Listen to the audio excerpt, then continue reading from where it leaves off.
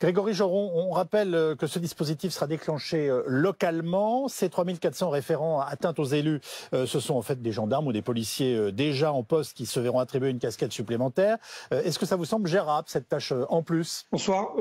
On va essayer en tout cas de faire en sorte que ce soit. La réalité, c'est qu'on a déjà, et vous le savez, des services de police qui sont surchargés, notamment, j'imagine que c'est là que ça va se passer, pour les policiers en règle générale. Dans les sûretés départementales ou les brigades de sûreté urbaine, on va sûrement ajouter une casquette à un de mes collègues qui s'occupe déjà des atteintes aux personnes, en lui disant que, évidemment, cette nouvelle mission va être une priorité, mais une priorité parmi, en fait, toutes les autres missions qui sont aussi, et vous le savez, malheureusement, des priorités. Donc, faisables, je ne sais pas. En tout cas, primordial, évidemment, quand on voit justement le contexte dans lequel on est.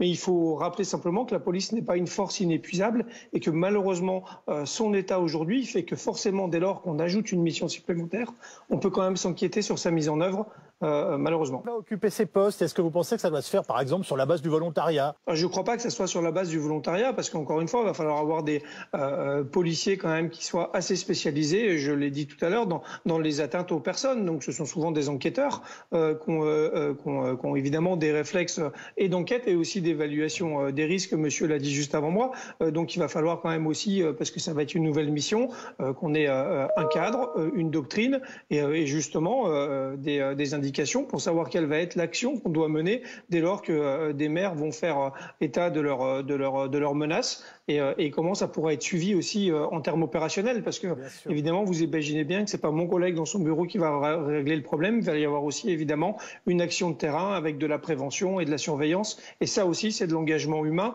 et je rappelle une nouvelle fois l'état dans lequel la police se trouve. Alors ces dépôts de plainte pourront d'ailleurs être réalisés directement chez les élus ou en mairie. C'est le principe du aller vers.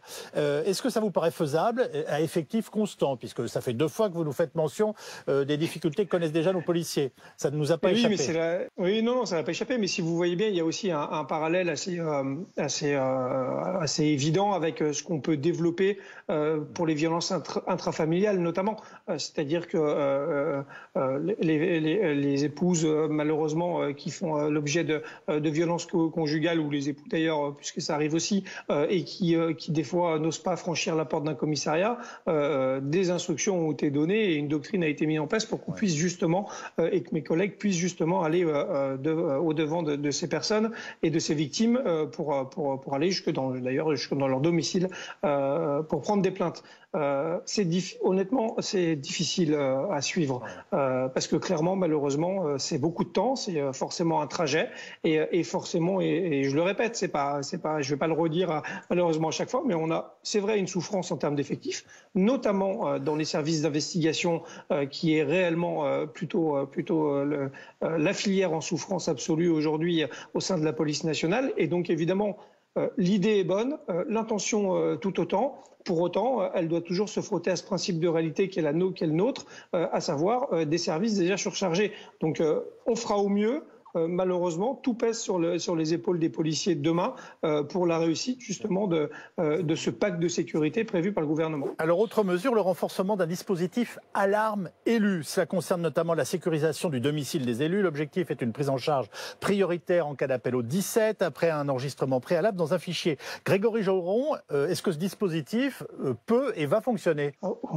Je pense oui. Après, ça restera évidemment soumis à notre quotidien et à celui notamment on va dire des services d'urgence de la police, que sont la police secours et tous les services, on va dire, primo-intervenants qu'on voit tous les jours sur la voie publique. Donc je vais pas vous mentir, des villes comme Brest, comme Valence, c'est-à-dire des villes moyennes, malheureusement, à certains moments de la journée, et notamment la nuit, ce sont des villes où on a des fois 2, allez, quand c'est vraiment exceptionnel et qu'on est très riche, 3 équipages qui tournent pour des villes de 40 000 ou 50 000 habitants. Et notre difficulté, évidemment, et j'en viens à ce que je veux vous faire toucher du doigt, c'est que quand vous avez un équipage que déjà il est sursollicité pour assurer des missions de police secours quelles qu'elles soient, et qu'on va avoir une alarme élue qui va se mettre en route, j'espère que mes collègues seront en capacité de pouvoir répondre et qu'il y aura un deuxième équipage qui va se libérer, ou alors qu'il faudra peut-être lâcher notre intervention pour se rendre sur l'alarme élue. Et c'est ça la réalité de la police aujourd'hui. Donc oui, c'est un dispositif qui peut fonctionner, mais encore une fois qu'on doit rapporter à notre principe de réalité policière.